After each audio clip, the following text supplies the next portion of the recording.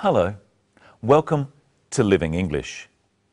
In today's episode, we'll look at words you can use to make plans and invite someone to your house.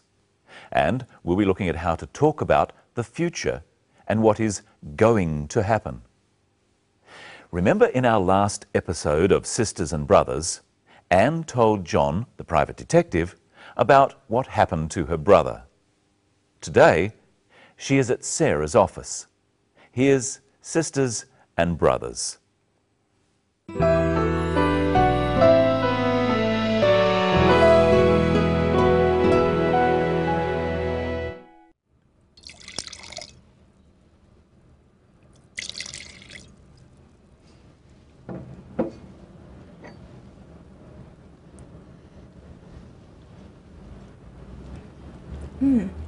It's very smooth. Good flavour too. It sells well in restaurants here. I think these will sell well in Singapore. The samples you sent me were very popular with our staff. You seem to understand our taste in Singapore. Thank you. It's my job to know what my clients like.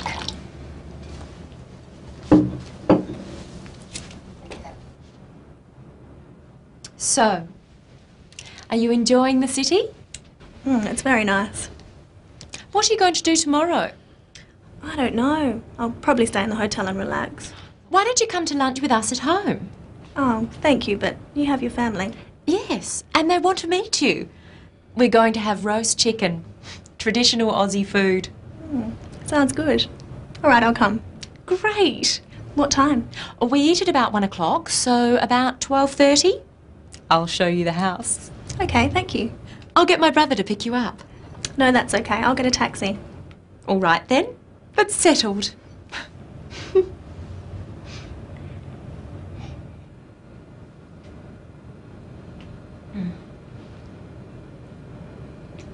Let's look at how Sarah asks Anne about her plans.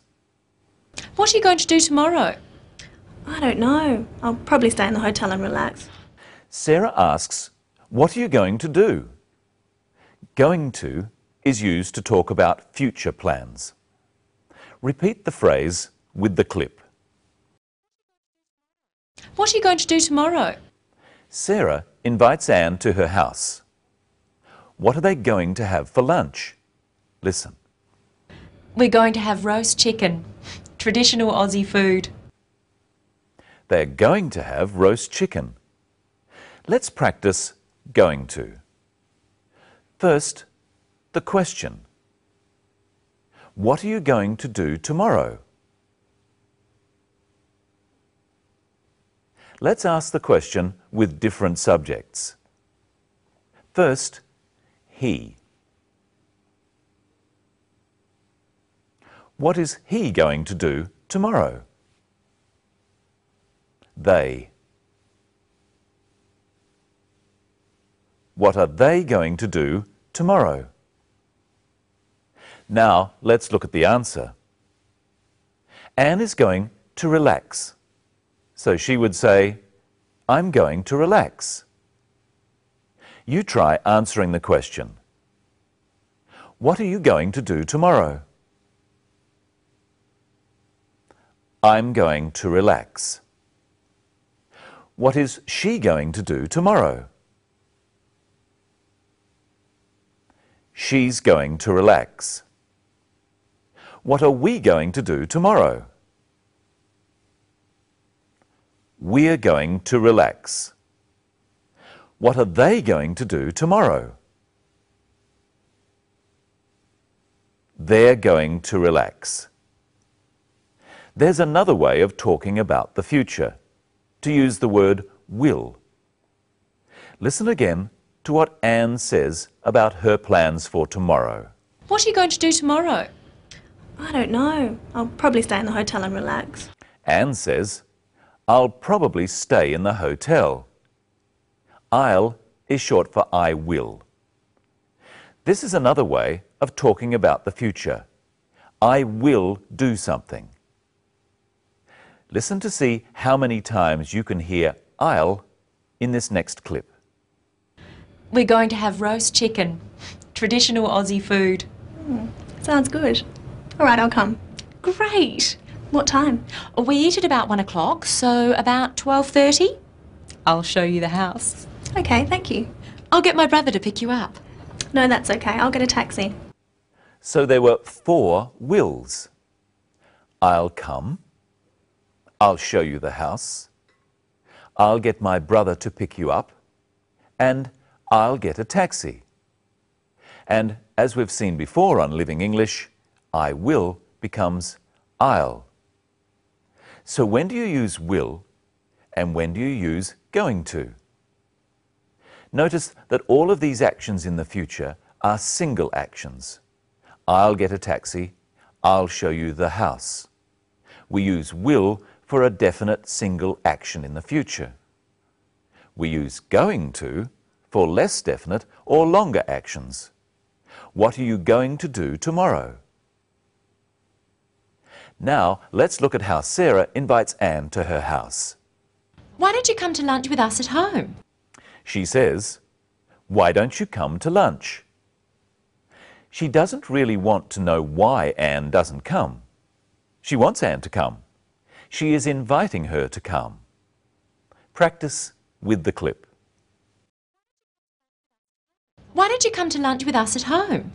Now try asking with some different invitations, such as, "Come to dinner." Why don't you come to dinner? Try this chicken. Why don't you try this chicken? Go home. Why don't you go home? Ring me tomorrow. Why don't you ring me tomorrow? All of these are examples of making a suggestion. So if I say, "Why don't you ring me tomorrow?" I want you to ring me tomorrow. I'll ring you tomorrow if you like. Hello, Michelle. Hello. What are we going to talk about today? Well, I've brought my calendar, so we can talk about days in the future. First, let's review the days of the week. You say them at home too. Monday, Tuesday, Wednesday, Thursday, Friday, Saturday, Sunday. Brenton, we need to make an appointment to discuss the program. When can we meet? When are you free? Well, I'm free today after this. No, I'm seeing a friend today. What about tomorrow? I'm busy tomorrow, I'm working. What about Wednesday? I'm sorry, I'm going out on Wednesday. What about Saturday? Oh no, on Saturday I'm going to do the shopping. Well, we can't meet this week. What about next week? Well, I'm very busy next week, but I can see you on Monday. Monday it is. It's Monday today, so I'll see you next Monday. Next Monday in a week's time. What time? How about 10 o'clock? Okay, I'll see you at 10 o'clock next Monday morning. That was very difficult. Let's look at how we talk about future dates. First, today. You would say, "I'll see you today," or "I'll see you later today." If it was in the afternoon, we could say, "I'll see you this afternoon." Or if it was in the evening, "I'll see you this evening." Let's say today is Monday. If I can see you on Tuesday, I would say, "I'll see you tomorrow." If I can see you on Wednesday, I could say, "I'll see you the day after tomorrow."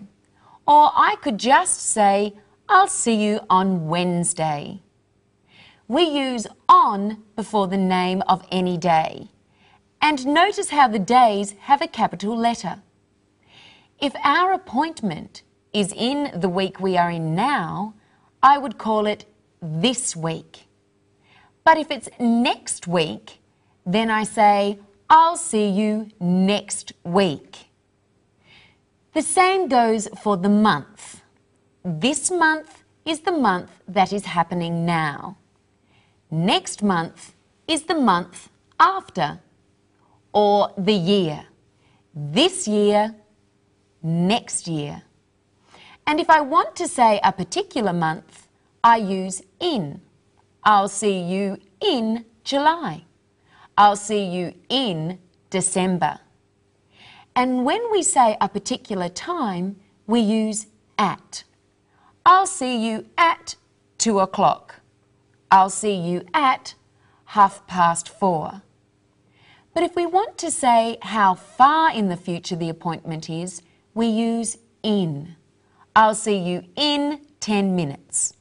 I'll see you in 2 hours. I'll see you in a week. I'll see you in a month.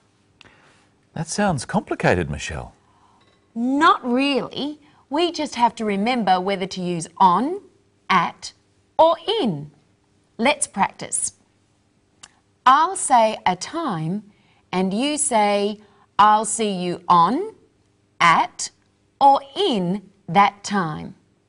You try one, Brenton. Okay. A week. I'll see you in a week. Perfect. Now you try at home. A month.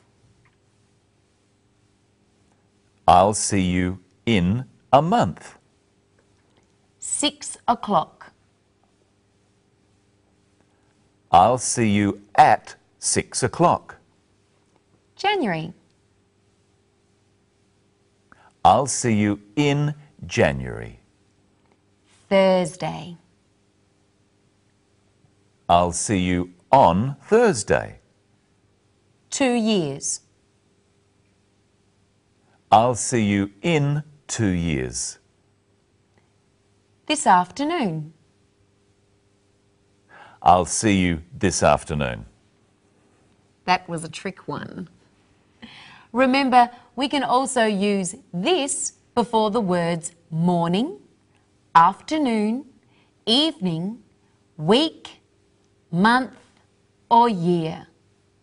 We can say this year or next year, this week or next week, and so on. And that's about all we have today, Brenton. But before we see the story again, there's one thing that I don't understand. Well, what's that, Michelle? Let's watch the end of the clip. I'll get my brother to pick you up. No, that's okay. I'll get a taxi. All right then, but settled. Why does Sarah want her brother to pick Anne up? Can't she walk? No, Michelle, he isn't really going to carry her. To pick someone up is to give them a lift in your car. Oh, are you going to pick me up for our meeting? No? Oh. That's all we have time for today. We'll see you next time when Anne goes to lunch at Sarah's house. And we meet Sarah's brother. Hope you can watch then, and I'll see you on Monday. At 10 o'clock. Goodbye.